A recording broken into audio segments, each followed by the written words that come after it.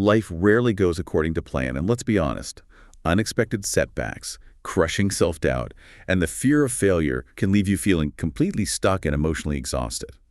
When adversity hits hard, it's incredibly easy to spiral into negative thinking and watch your goals slip away right before your eyes. But what if you could train your brain to actually embrace that fear and turn those exact failures into your greatest advantage? In A High-Performing Mind, Andrew D. Thompson shares the proven mental tools like dirty discipline and champion refocus that he used to survive a debilitating illness and coach elite athletes to the top. Listen and discover the simple, actionable steps to silence your inner critic, master your nerves, and build the unstoppable resilience you need to finally achieve your biggest goals. That line right there, turning exact failures into your greatest advantage. I mean, it sounds phenomenal, doesn't it? Oh, absolutely. It's like, the perfect quote to just slap on a motivational poster. Right, or a coffee mug. But to truly grasp the gravity of the psychological tools we are unpacking today for you, we have to kind of look past that polish. Yeah, we have to look at the crucible where they were forged. Exactly. We have to examine the brutal, terrifying crucible where these tools were actually, pressure tested. Because it is one thing to coach mental resilience to an elite athlete on a brightly lit squash court, right? Where the stakes are basically just a trophy. But it is an entirely different universe to have to use those exact same tools to fight for your own survival. I completely agree. And, well, that is why I want to start by painting a very vivid, almost cinematic picture of the inciting incident for Andrew D. Thompson. It's a crazy story. It really is. Because this isn't just a clinical textbook, It was born out of absolute desperation. So let's set the scene for you listening. Good idea. It is 2 a.m. The author, Andrew, is lying in a bed in a thoroughly mediocre, forgettable hotel room. We've all been in those. Right. And he is there because he is scheduled to coach a group of national junior squash athletes at a major high-stakes tournament the very next morning. And keep in mind, Andrew is a textbook high performer himself. He's driven, intense, constantly optimizing his life. Exactly. And in line with that optimization, he had decided to do a 3-day fast. He timed the end of it with this travel schedule. Which is intense on its own. Very. But he jolts awake at 2 a.m., and something is violently, fundamentally wrong with his body. The physical description he provides in the book is just harrowing. I mean, he doesn't just wake up feeling a little under the weather. It's way worse. He describes this bizarre, terrifying, vibrating sensation deep inside his chest cavity. That sounds awful. It's accompanied by this profound, sweeping weakness. He realizes with a wave of sheer primal terror gripping his stomach, he can barely lift his own arms or legs. And think about what that does to the psyche of a high performer, right? Oh, it completely shatters it. Your entire identity is built on bodily control, on discipline, on pushing physical limits. And suddenly your own biology betrays you in the middle of the night in a strange city. He realizes immediately that the 3-day fast is over. Like he has to get food into his system. But it's 2 a.m. He frantically scavenges his hotel room, manages to find a small bag of almonds, and he just chokes them down. But it doesn't work. It's not nearly enough calories to make a dent. Right. He is incredibly lightheaded, a pounding headache is splitting his skull, and his peripheral vision is starting to go weirdly dark and tunnel-like. And this is where the sheer force of will kicks in, though, it's barely enough. He knows he has to find real calories. So what does he do? He describes the colossal, monumental effort it took just to drag his failing body out of that hotel bed and pull his clothes on. He said every movement felt like moving through wet concrete. Exactly. He somehow manages to stumble out of the room, navigate the empty hallways, and drag himself across a desolate parking lot to a 24-hour fast food restaurant nearby. He gets inside, orders an egg and cheese sandwich, and sits down in the dining room. And he notes this incredibly eerie detail. The lighting, right? Yes. The dining room feels so much darker than it actually should. His vision is failing that badly. That is terrifying. It is. He eats the sandwich, just sitting there in the dim light, praying for the calories to his bloodstream, praying that the vibrating in his chest will stop and his strength will return. But it doesn't. He realizes he isn't getting any better. So he stumbles back out to his car, completely exhausted, and hunches over the steering wheel because his capacity to sit upright or concentrate is totally failing. And he dials 911. And what's truly fascinating and deeply unsettling is that this terrifying medical emergency wasn't something the paramedics or the doctors could just immediately figure out and fix with an IV. No, not at all. This incident was the dramatic kickoff to an agonizing, mysterious 8-year recovery process. 8 years. 8 years. His life as he knew it was effectively over, and he had to rebuild it from the cellular level up. That hotel room became the ultimate real-world testing ground. The mental tools we are going to dive into today were no longer just, abstract theories he read in sports psychology journals. They became his literal lifeline. He suddenly had to turn all that elite coaching inward. Exactly. So, what is the mission of today's deep dive? Why are we sharing this with you? Well, this deep dive is entirely dedicated to you, the listener. We are not just going to read you a summary of a book. Right. We are going to meticulously unpack Thompson's 10 crucial psychological lessons. We are going to look under the hood at the neurobiology, the cognitive framing, and the exact psychological mechanisms he used so you can build that same resilient, high-performing mind. Whether you are prepping for a massive boardroom presentation, training for a marathon, or just trying to navigate the daily overwhelming chaos of life without feeling paralyzed by doubt, this mental architecture is for you. Lesson 1. Fuel your engine with true desire. If we are mapping out the architecture of a resilient mind, we absolutely have to start at the foundation. You really do. You cannot build resilience, you cannot sustain discipline if you do not genuinely care about the destination you're trying to reach. We need the spark. We need the initial fuel. That is a critical starting point. And I think we need to aggressively redefine what desire actually means. Because culturally, we've really watered the word down, haven't we? Oh, massively. If we connect this to the bigger psychological picture, desire is widely misunderstood as a passive, fleeting wish. Like scrolling through social media and thinking, oh, I wish I had that person's house. Exactly. Or, I wish I could speak conversational Italian. But a wish has no caloric output. It doesn't drive action. So how does Thompson define it? He defines true desire as high-octane fuel. It is an active, kinetic, physiological energy source. Okay, I love that. When you experience true desire, your nervous system responds.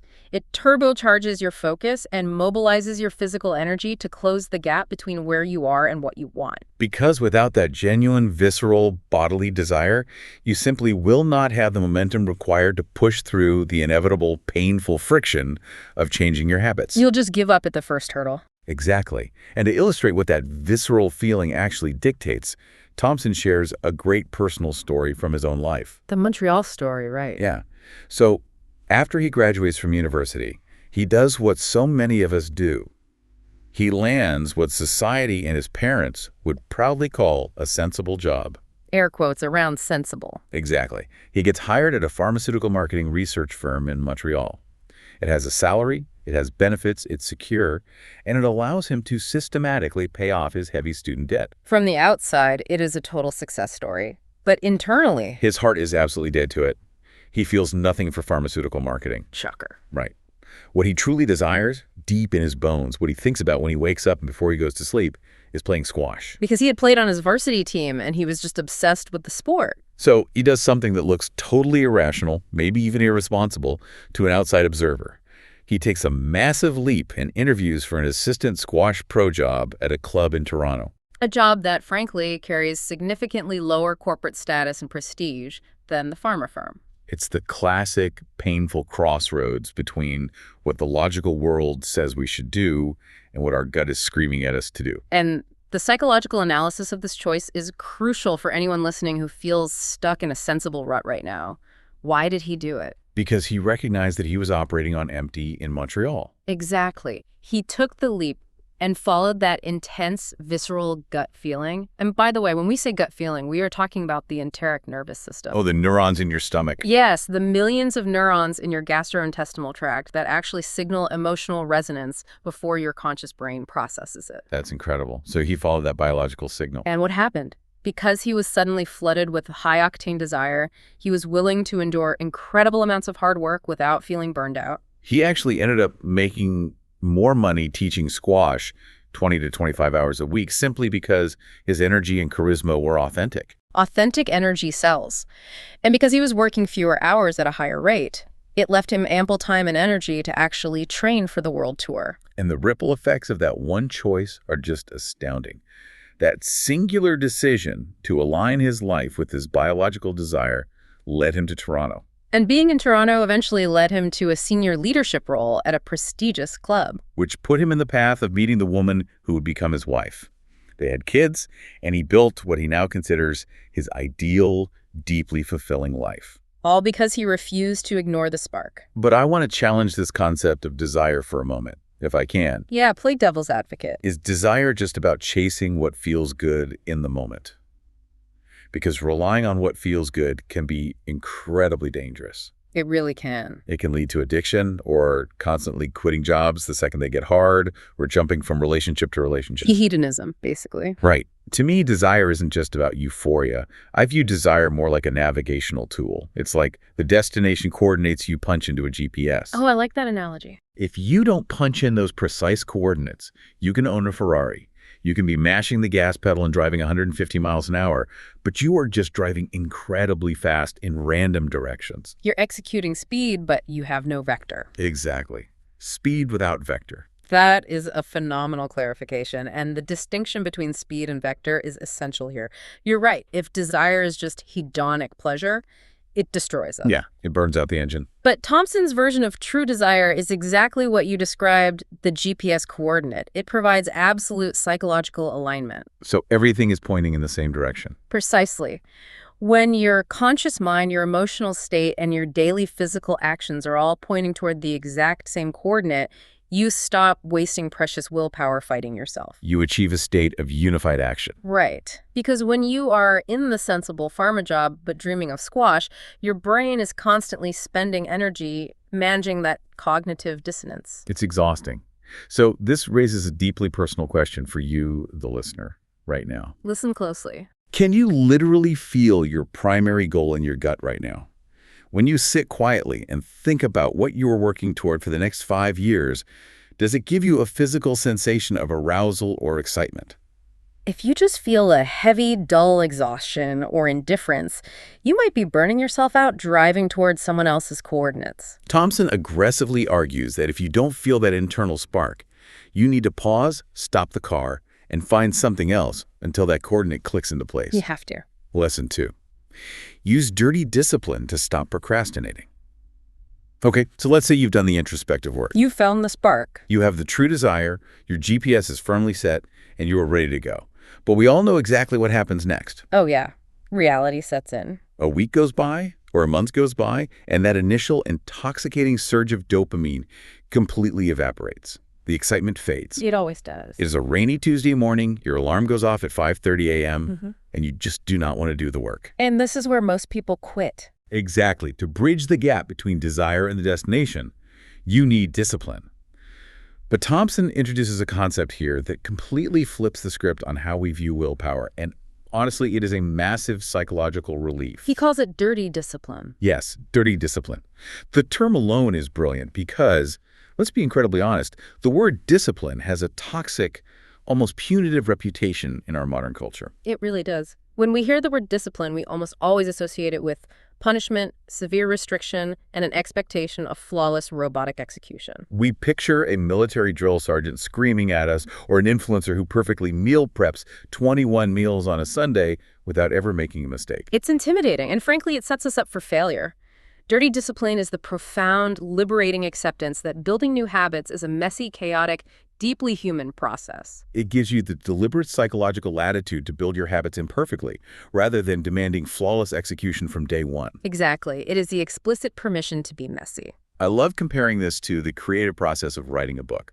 I call it writing a dirty, rough draft. Oh, that's a perfect analogy. If you talk to any professional author, they will tell you that a messy, typo-ridden, structurally chaotic first draft is infinitely more valuable than a pristine, perfectly clean, but completely blank page. The blank page is paralyzed by perfectionism.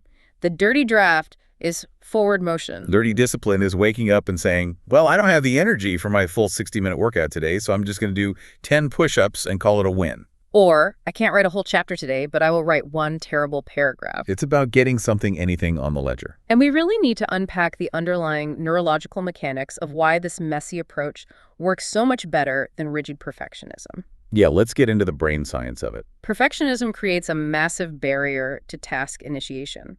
When you demand pristine discipline from yourself, the cognitive friction to just start the task is enormous. Because it feels like a mountain instead of a molehill. Exactly. Furthermore, with pristine discipline, The moment you inevitably miss a day because you get sick or have to work late, you experience a catastrophic wave of shame. Your brain says, well, the streak is broken, I'm a failure, might as well quit entirely. Yep. But with dirty discipline, you strip the shame out of the equation entirely. If you miss a day, you look at it objectively and say, well, that was a messy day, and you simply pick up where you left off the next morning. The goal is no longer maintaining a perfect, unbroken streak. The goal is simply stringing enough positive days together over a decade. It's about aggregate volume, not consecutive perfection. I think some people might push back on this, though. They might say, wait, isn't dirty discipline just a convenient excuse to be lazy? Right, they think it's a cop-out. Doesn't it just give me permission to half-ass my goals? Yeah. But Thompson counters that beautifully by connecting dirty discipline to what he calls the warrior mentality. Now, warrior sounds intense and aggressive, but in his framework, it's purely about the depth of your commitment. He defines a warrior as someone who is unequivocally all in. And being all in means that the only two things that will ever permanently stop you are ultimate success, meaning you actually cross the finish line and reach the goal or temporary failure, which you simply adjust for, recalibrate, and keep going. A warrior doesn't expect the battlefield to be tidy. Exactly. A warrior is not someone who never makes a tactical error or never gets knocked down. A warrior is someone who refuses to let the mistake become the permanent end of the story. The temporary failure is just data. So for you listening and trying to apply this right now, the actionable strategy is to shift your focus to long-term gain over short-term pain. And you do that by starting unbelievably, almost laughably small. Like Thompson did during his recovery. Right. When Thompson was finally beginning to recover from his severe, debilitating illness, he didn't wake up one day and decide to run 10 miles. His body would have shattered. He started with microscopic cardio efforts. He would walk to the end of his driveway and back. That was his dirty discipline. It was messy, it was minimal, but it was designed to beat the paralyzing physical and mental inertia of his illness. If you are deeply stuck in procrastination right now, the task you are demanding of yourself is simply too big. Your brain is balking at the friction. Shrink it. Shrink the task until it's so small you can't say no. Make it dirty, make it messy, just start the physical motion of the habit. Just get moving. Lesson 3. Pre-plan your comebacks. So let's take inventory. We have a high-octane desire acting as our GPS. Yeah. And we are utilizing our messy, dirty discipline to inch forward every single day. Check. But here is the the inescapable reality of the universe we live in. The world will throw obstacles at you.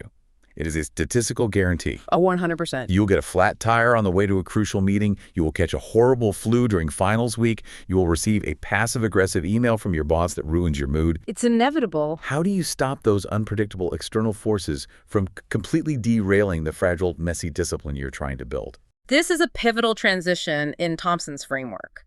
This is where we shift from playing offense, generating desire and discipline, to playing highly strategic defense. Defense is just as important. Thompson introduces a concept here that I think is absolutely vital for modern life. The expectation that things should be easy is a lethal psychological trap. Say that again, because that's huge. The expectation that things should be easy is a legal psychological trap. If you walk into a new venture expecting the path to be smooth and fair, every single bump, every single rejection feels like a catastrophic personal attack from the universe. It breeds a victim mentality. You must mentally prepare for the friction in advance. You have to literally explicitly pre-plan your comebacks. I am obsessed with the source story he uses to illustrate this point. He talks about coaching a young, highly talented squash player named Ben. Great story. Now, most coaches would just run Ben through physical drills, tell him to hit the ball harder, or yell, stay focused. The typical sports coach approach. But Thompson took a cognitive approach. Instead of physical drills, he would sit Ben down and run him through stressful hypotheticals. So he'd say, Ben, what are you going to do if you get totally exhausted in the third game and your legs feel like lead? Or, what are you exactly going to do if the referee makes a terrible, blatantly unfair call against you on match point? And Ben wasn't allowed to just shrug. He had to have a pre-planned, rehearsed script. Ben would answer, I'll step back, take a deep breath, and I'll use that bad call as a trigger to refocus my mind entirely on my game plan, not the referee. The neurobiology behind what Thompson is doing with Ben here is incredibly robust. How so? By forcing Ben to articulate his response to adversity before the adversity happens, Thompson is building emotional coping strategies in the prefrontal cortex, the logical planning center of the brain. Why does this matter in the heat of the moment? Because when you are in the middle of a high-stakes crisis, say, an unfair call on match point, your amygdala, which is the brain's fear and threat detection center, completely takes over. It initiates an amygdala hijack. Exactly. Blood literally flows away from your prefrontal cortex, meaning your rational thinking effectively shuts down. You become pure emotion. So you cannot improvise a calm, rational, effective emotional response when you are furious at a referee or panicking in a boardroom. Right. But if you have pre-planned and rehearsed the response, your brain doesn't have to think. It just executes the pre-written script. A sudden setback no longer feels like an existential threat or a sign that the universe hates you. It just feels like the next expected, natural, and manageable step in the process. Okay, let me play devil's advocate and challenge this concept. Bring it on. Doesn't sitting around pre-planning for failure make you a defensive pessimist? That's a fair question. For example, if I am walking into a massive job interview that I really want, and I spend my entire morning visualizing the interviewer asking me a question I don't know the answer to, and I script out my failure response, aren't I just manifesting that failure? Aren't I obsessing over the negative instead of visualizing success? It is a very common fear, the idea that thinking about failure attracts failure. But the psychological reality is the exact opposite. How so? Pre-planning your comebacks does not act as a self-fulfilling prophecy. It acts as a cognitive offloading mechanism and an emotional shock absorber. Oh, I see. Defensive pessimism is believing that things will inevitably go wrong and there's absolutely nothing you can do about it, so you might as well despair. Pre-planning your comebacks is actually an act of radical optimism. Radical optimism. That's a great reframe. It is looking at the reality of the world and saying, statistically, things might go wrong today, and I am entirely completely capable of handling it when they do. Because by having the script ready, you remove the element of panic. Exactly. You free up cognitive bandwidth because you aren't silently worrying about what-ifs. That distinction makes total sense. It's the difference between worrying about a fire and installing a sprinkler system. You aren't improvising your survival strategy while the room is actively burning. You already know exactly where the exits are, so you can just focus on the meeting. Lesson 4. Always do your best. All right, so you have your safety net intricately planned out. You know where all the exits are. You're safe. Now, when you are actually in the room, when you are at your desk or on the court executing your daily habits, what is the required standard of execution? This brings us to a lesson that, on the surface, sounds so simple and trite, it's almost deceptive. Always do your best. I know, when you first hear, always do your best, it sounds like a tired cliche. It sounds like a platitude a parent shouts out the car window as they drop their kid off at elementary school. Have a good day, do your best. And in fact, as Thompson mentions in the book, that his own father used to say exactly that, remember to work hard before every single test and every single hockey game. But we really need to dig past the cliche and explore the profound structural psychological utility of this concept, because it goes infinitely deeper than just try hard and be a good person. The story he shares to illustrate the real meaning of this is simultaneously hilarious and deeply poignant. Oh, Thomas the fish. Yes, it's the story of the dying fish. So Thompson's neighbor is going out of town and asks Andrew a simple favor. Can you pop over and feed our pet fish named Thomas? Easy enough, right? Easy enough. But of course, while the neighbors are gone, poor Thomas the fish gets violently sick. Now, most people would look at a sick neighbor's fish, maybe sprinkle a little extra food, and if it dies, they'd just flush it and say, hey, I'm sorry, it's a fish, these things happen. But Thompson doesn't do that. He spends nearly 3 weeks doing everything humanly, scientifically possible to save this neighbor's fish. He is deep diving into aquatic forums, he is researching fish diseases, he is meticulously medicating the tank water, monitoring the pH levels. He is giving it 100% unrelenting effort. And inevitably, sadly, despite all the medical intervention, Thomas the fish dies anyway. R.I.P. Thomas. So the obvious question is, why put in all that agonizing effort, time, and stress for a dying fish that isn't even yours? The answer to that question unlocks the true power of this entire lesson. We do not just do our best for the sake of the external outcome. Whether the fish lives or dies is almost secondary. Exactly. We do our best for ourselves.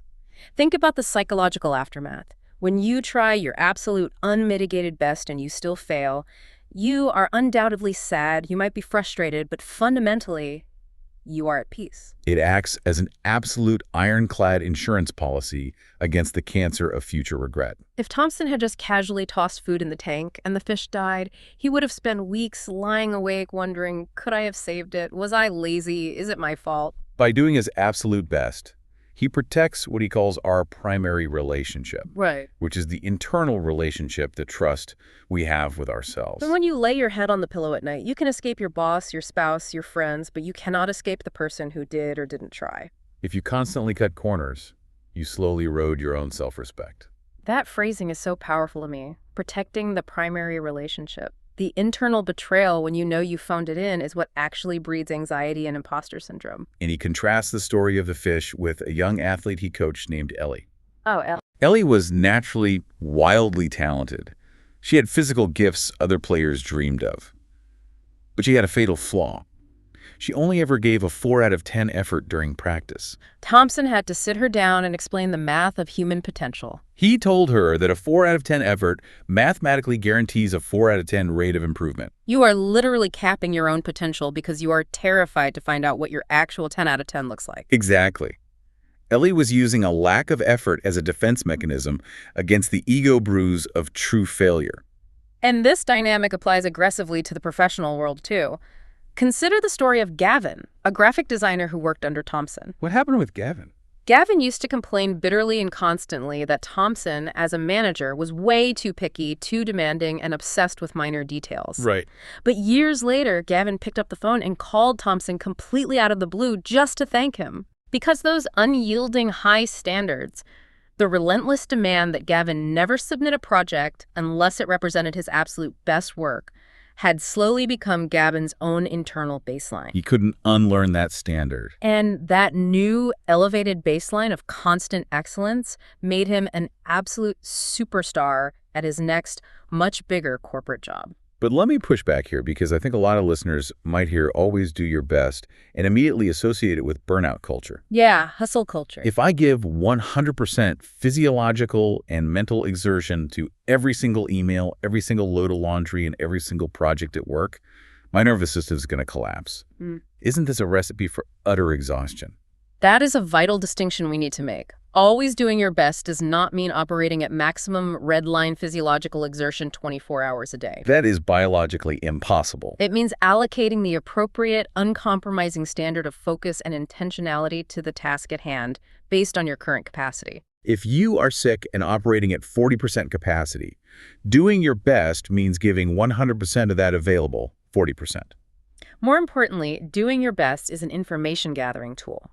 If you try 100% at a new skill and you fail, you gain incredibly precise, valuable data. You learn exactly where your skill ceiling is, what concepts you are missing, and what you need to fix. But if you try 50% out of fear or laziness and fail, you learn absolutely nothing about your true capacity. You just wallow in ambiguity, wondering if you failed because the task was too hard or just because you didn't care. Lesson 5. Attack your biggest weaknesses for rapid growth. Now, here's the inevitable catch to the previous lesson. There's always a catch. If you are actually stripping away the excuses and doing your absolute best every single day, eventually you are going to hit a wall. Doing your best will ruthlessly expose exactly where your best is severely lacking. So what do you do when the lights come on and you are face to face with your own glaring, undeniable flaws? This is the exact moment where we separate the amateurs from the true high performers. It requires a massive suspension of ego. Thompson reveals a mathematical, almost algorithmic formula for rapid personal growth. Improving your biggest, most debilitating weakness yields the greatest amount of positive change at the fastest possible rate. It is the ultimate point of leverage in your personal development. But it is so incredibly hard to do. Looking at our flaws is agonizing. He brings up this brilliant, nostalgic contrast between childhood and adulthood to explain why we struggle with this. Think back to when you were in kindergarten. Show and tell. Exactly. We had an activity called show and tell. We would bring in our favorite stuffed animal or a cool rock we found or a drawing, and we would proudly display it to the entire room. We were open, vulnerable, and eager to share what we had. As adults, we do the exact polar opposite when it comes to our internal lives and our skill sets. We engage in a massive game of hide and deny. We bury our weaknesses deep underground. We mask our insecurities with sarcasm or false confidence. We pretend we know exactly what we are doing in meetings when internally we are completely lost and terrified someone will find out. And that game of hide and deny takes a massive, exhausting amount of psychological and cognitive energy. We view acknowledging our own deficiencies as a fatal sign of weakness, as if admitting we don't know something will get us exiled from the tribe. But stepping out into the light, pointing at the flaw, and saying out loud, I am absolutely terrible at this specific thing, is actually the ultimate power move. It neutralizes the shame. Think about it practically in a career context. Let's say you are a brilliant, visionary strategist at your company. Your ideas are incredible, but you have a paralyzing, stuttering fear of public speaking. That single fear is the bottleneck to your entire career. You can read 100 more books on strategy, you can get another master's degree, and it will only move the needle on your career a tiny incremental bit. But if you aggressively, ruthlessly attack that one specific fear of public speaking, if you join Toastmasters, if you hire a speech coach, if you force yourself onto stages, your entire career trajectory, your earning potential, and your influence changes literally overnight. I love that concept of the bottleneck. I always compare this to trying to fix a leaky rowboat. Okay, let's hear the analogy. Let's say you are out on a lake in a boat, and there is a giant hole in the bottom letting in gallons of water. You want to get to shore. You have two choices. Right. You can spend all your time, money, and energy working on your strengths, meaning you buy bigger, better oars, you hit the gym to get stronger, and you row twice as fast. Sure, you're moving forward a bit faster. But you are still sinking. The water is still coming in. Or you can stop rowing for a minute, swallow your pride, acknowledge the giant, embarrassing hole in your boat, and patch it. Patching your weakness is infinitely faster and more efficient than trying to outrow a sinking ship. That is a highly evocative visual, but I actually want to refine that leaky boat analogy just a bit because there's a danger in how we interpret it. What's the danger? The danger of the leaky boat analogy is that it implies we can just neatly patch our deepest weaknesses, seal them up perfectly, and completely forget about them forever. Right. As if we become flawless. Exactly. Yeah. Thompson actually argues that our core weaknesses are rarely fully cured.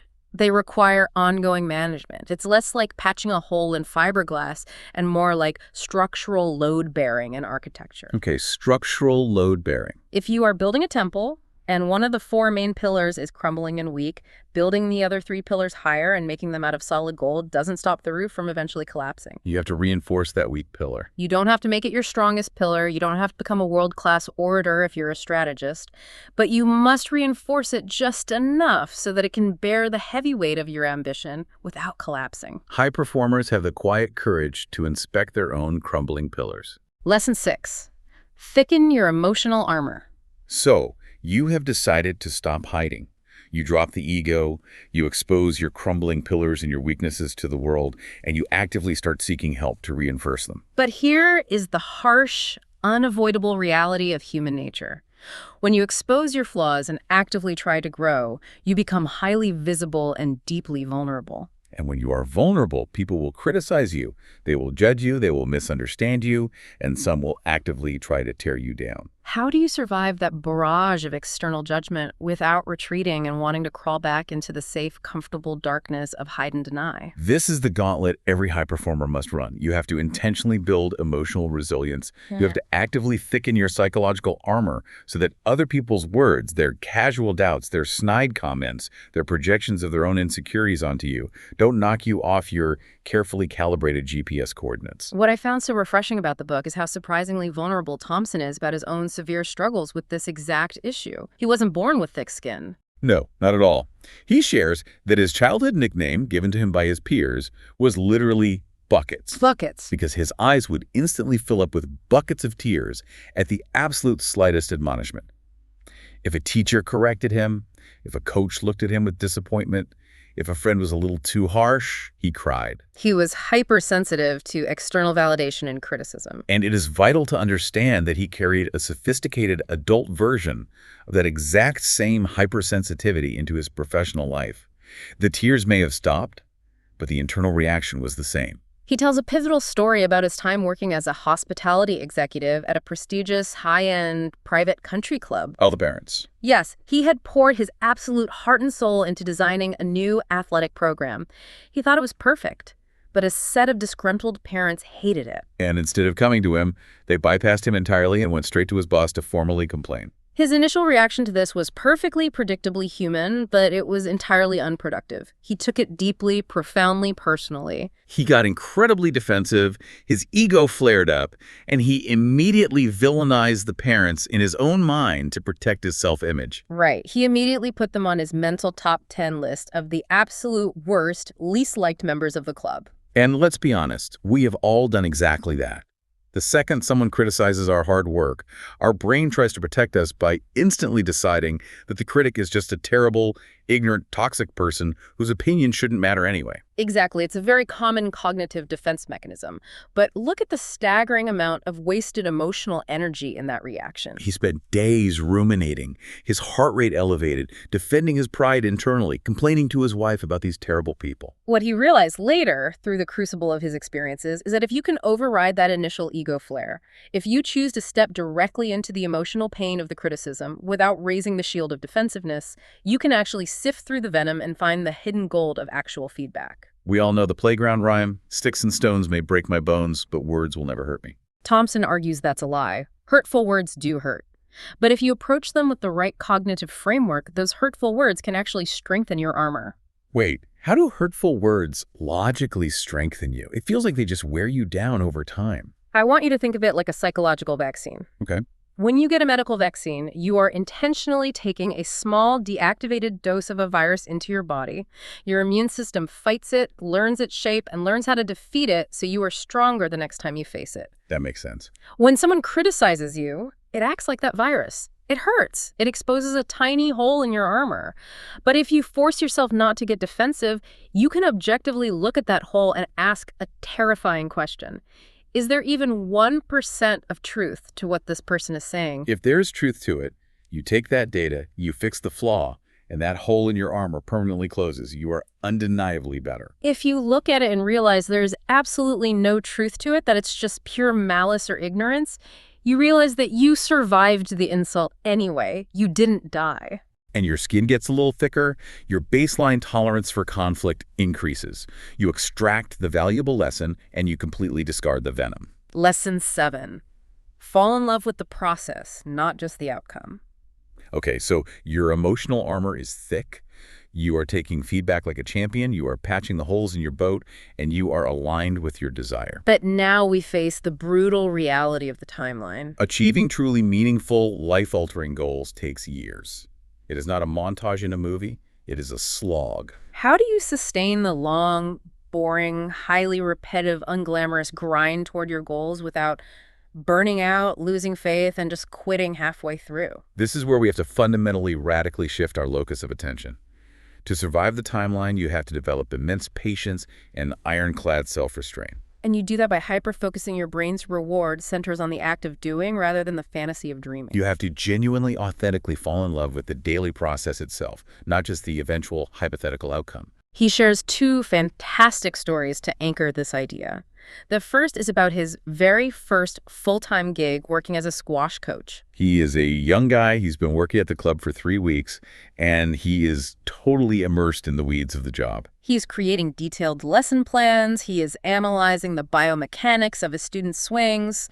He is just living and breathing the sport from morning till night. One afternoon, the club receptionist walks up and waves a paper envelope at him. He walks over, genuinely confused, and she says, "Andrew, it's your paycheck." And he has this profound moment of sudden realization where he literally thinks to himself, oh yeah, I actually get paid money to do this. He was so deeply cognitively engaged in the daily process of coaching that the external outcome, the financial reward, was a complete afterthought. That state of mind is the ultimate gold standard definition of process orientation. And what's fascinating is that this isn't just an adult phenomenon. We can see it organically develop in children when they find their passion. Thompson saw this naturally occur in his own son, Jack. When Jack was just 10 years old, completely unprompted by his parents, no nagging, no rules, he started choosing to go to bed early the night before his big hockey games. Now think about the impulse control of an average 10-year-old.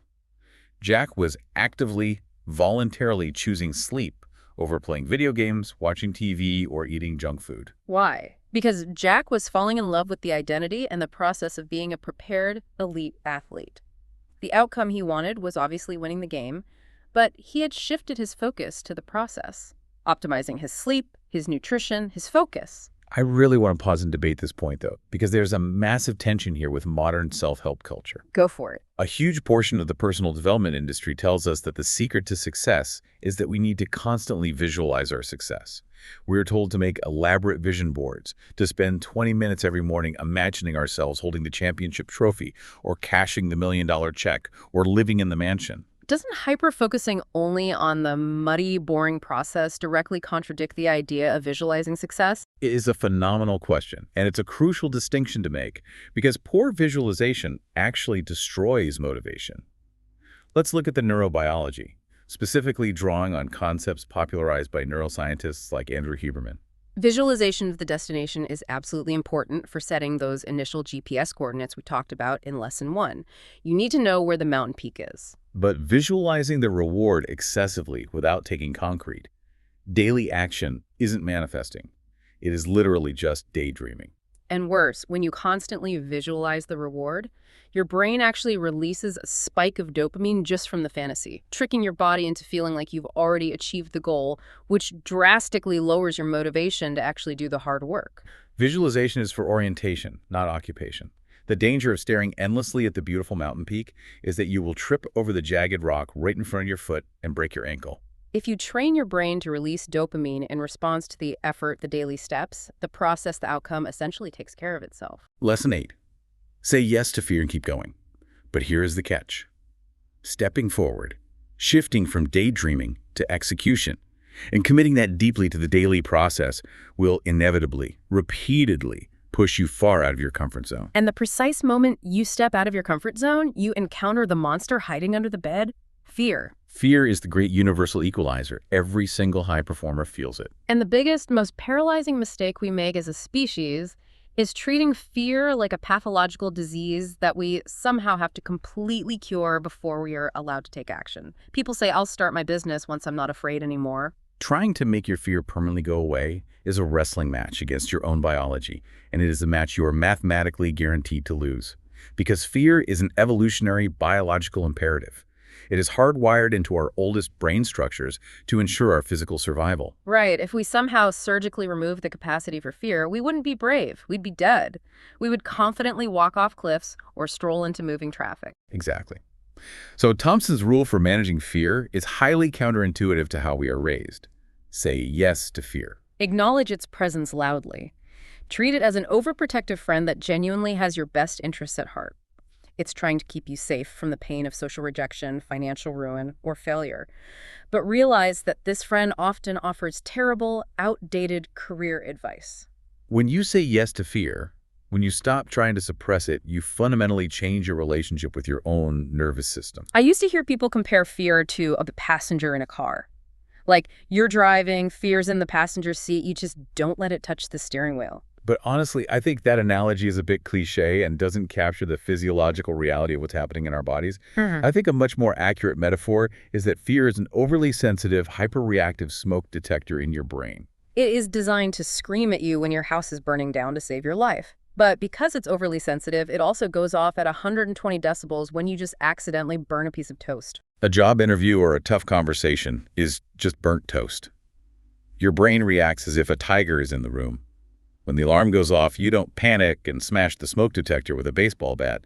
You don't burn the house down. You simply wave a towel, open a window, acknowledge out loud, it's just burnt toast, I am safe, and you keep cooking your breakfast. That is a phenomenal upgrade to the metaphor. It perfectly encapsulates the physiological mapping of fear.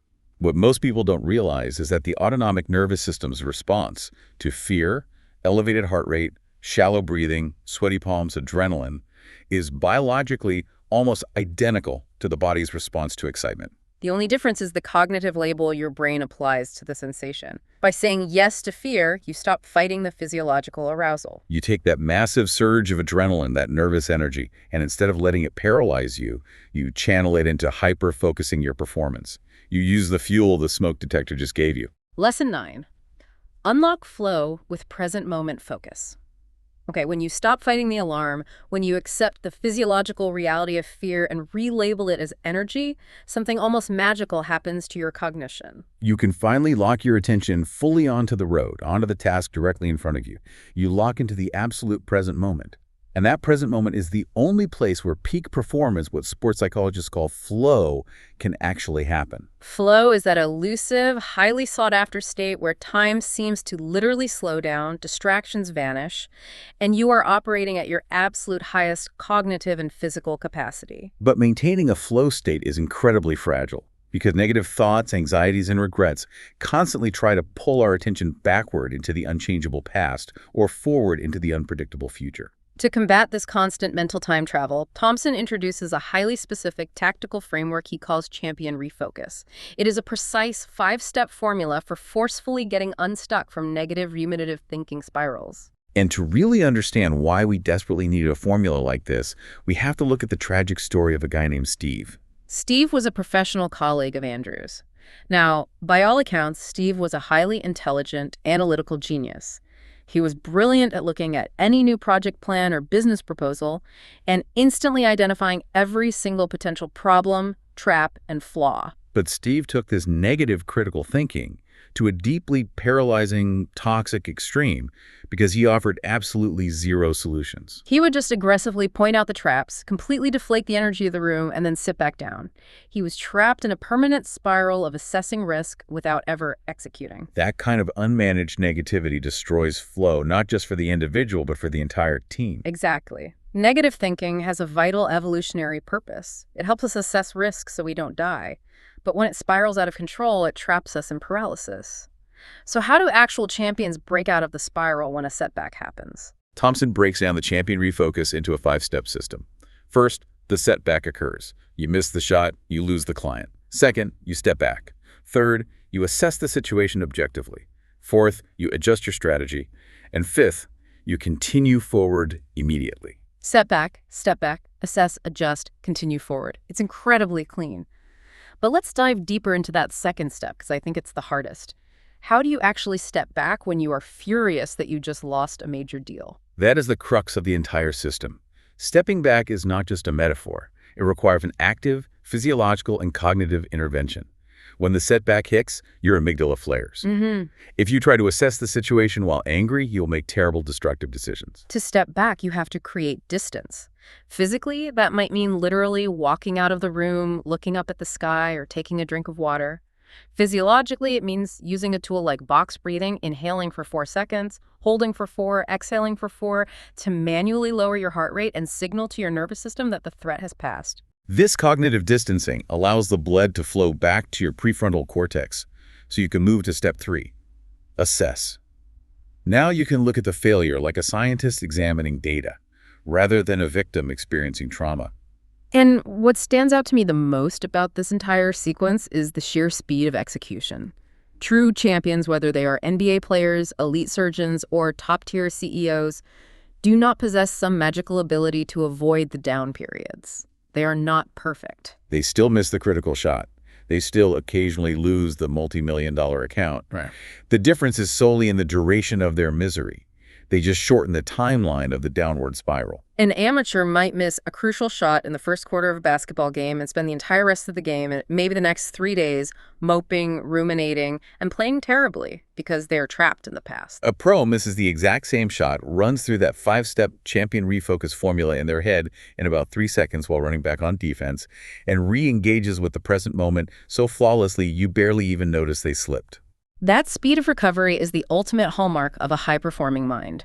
They violently refuse to spend valuable, present-moment cognitive energy reliving a past mistake that they can no longer change. They snap back to the present because the present is the only place they have any agency. Lesson 10. Crush limiting beliefs with 4 words. Or maybe I can't. All right, so you have the refocus formula. You're handling the day-to-day minor setbacks like an absolute pro. But we have to zoom out and talk about the long game. Because achieving truly massive, life-changing generational goals requires you to survive the deepest, darkest valleys of doubt. And these valleys don't last for a few hours. They can last for months or even years. Yes, and this is where most people quietly give up. When you move into deeply unfamiliar territory, whether that is starting your first business, trying to write a novel, fundamentally changing your career path at age 40, or recovering from a massive illness, the external feedback loop is agonizingly, painfully slow. You aren't getting a grade every week like you did in school. You aren't getting a paycheck every Friday that validates your effort. You will inevitably hit long stretches of time where the silence from the universe is deafening, and you feel with absolute certainty that you are failing, that you are a fraud, and that you will never, ever succeed. These are your deepest limiting beliefs creeping out of the shadows to protect you from the pain of further effort. And there is an incredible, highly revealing story about Nigel, the entrepreneur, that hits this concept right on the head. Nigel is a young, hungry founder who finally secures a pitch meeting with a legendary billionaire investor.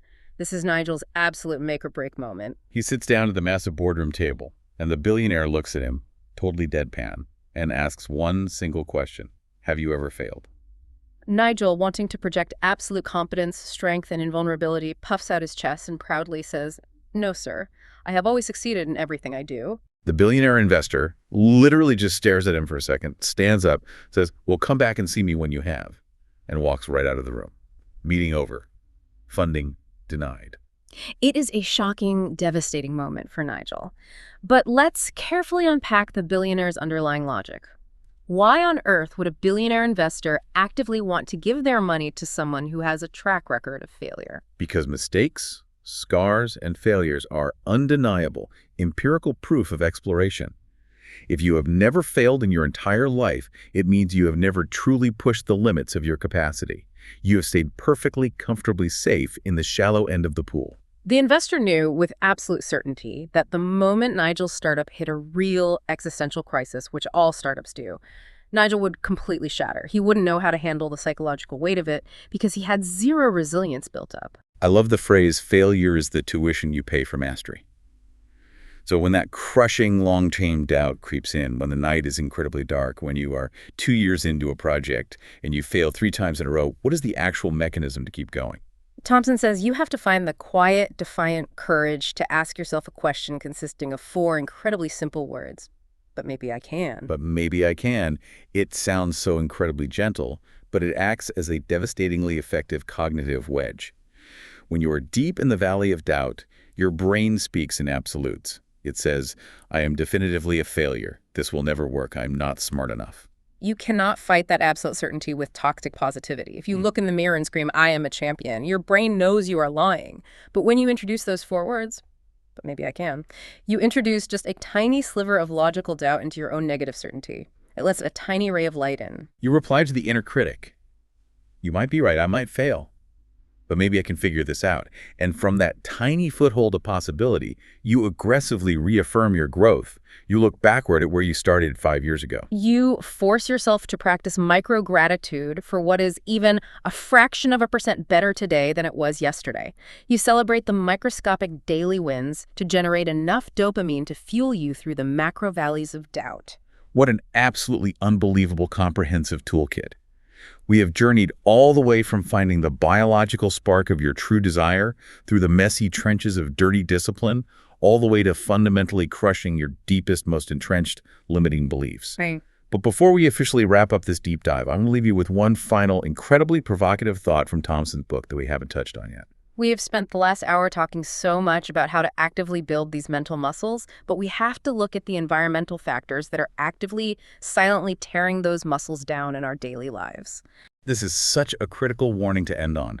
Thompson points the finger directly at the insidious nature of modern convenience. We live in an era that has been hyper-engineered by brilliant technologists to completely remove all physical and psychological friction from our lives. We ride electric bikes so our legs don't have to push hard against a hill. We use food delivery apps so we don't have to endure the effort of cooking or even the mild inconvenience of walking to a grocery store. We have smartphones that instantly, magically eradicate the discomfort of boredom or the necessity of standing alone with our own thoughts while waiting in a checkout line. Exactly. And the subtle, terrifying danger here isn't just that we are getting physically lazy. The danger is that by systematically eliminating all of these tiny, daily physical and mental discomforts, we are slowly, predictably eroding our baseline resilience. We are allowing our psychological calluses to soften. We are allowing our mental muscles to severely atrophy because they literally have nothing heavy to lift on a daily basis. When everything is frictionless, your capacity to endure friction disappears. So here is my direct challenge to you as you finish this deep dive. Find one small, seemingly insignificant way to actively choose the hard way today. Take the 6 flights of stairs instead of the elevator. Leave your phone completely powered off in your pocket while you wait in line for 10 minutes. Cook a complex meal from scratch instead of tapping an app. Keep those daily resilience muscles firing. Keep your psychological calluses thick so that when the big, unexpected, life-altering 2 a.m. crises inevitably hit, when your body fails, when the business goes under and the waters get incredibly muddy, you are undeniably ready. Thank you for watching, Wall. Please like, share, subscribe, follow up in next video.